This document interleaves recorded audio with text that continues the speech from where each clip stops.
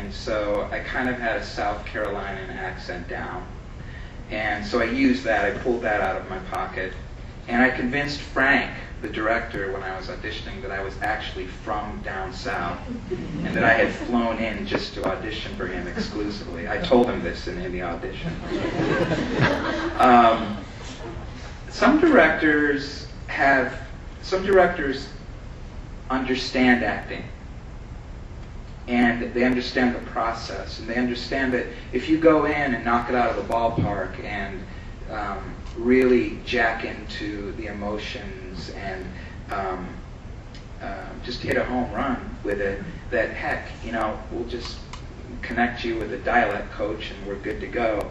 Other directors, they want to see everything, and that can be a little frustrating, but I've always erred on the side of caution that way, and I've just kind of plunged as much as I can. So if the character demands a certain accent, I'll try to get as close as possible to it. Yes? How do you prepare for such a big audition to begin with, and then as you keep having more and more callbacks, how do you revise your strategies and the way you go about certain things? How do you prepare both initially and in revising yourself as a part? That's a really good question too. He asked how do you go about preparing for an audition and then revising it as you're called back over and over and over again. Pray. Get on your knee. I get on my knees and pray at first.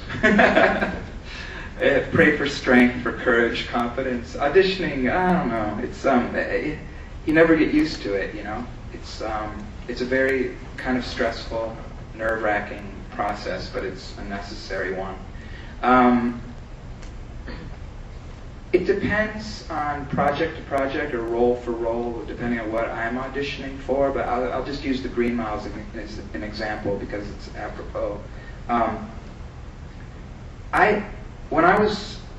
First of all, I should tell you this is kind of funny, I forgot about this.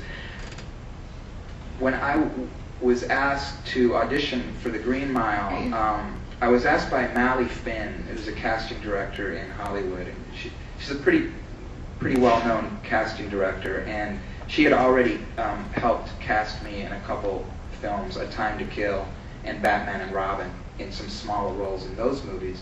So she knew who I was, but Frank didn't know who I was. So Frank didn't want to see me at first. And Mally suggested to Frank, well, how about if I put him on tape? And that way you can look at him on videotape, and then you can make your decision from there. Now, that happens sometimes. You're asked to be put on tape, and I like it a little less than meeting with the director, because I think when you get to meet a director in person, they can really feel not only what kind of actor you are, but the kind of person you are, and you can have an intelligent discussion with them.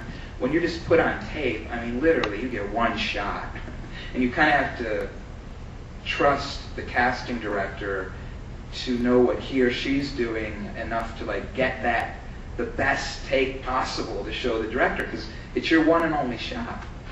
And Mally's very good at this, so when they asked me would I be willing to put on tape, I said, listen, I will stand on my head naked and twirl around and sing Star Spangled Banner for you. I don't care. I would love to be put on tape. I read as much as I could of the book, The Green Mile, from Stephen King, to kind of glean some Percyisms that aren't in the movie, that are in the book. So I already started that homework process for the audition, for my first audition. I got into the accent.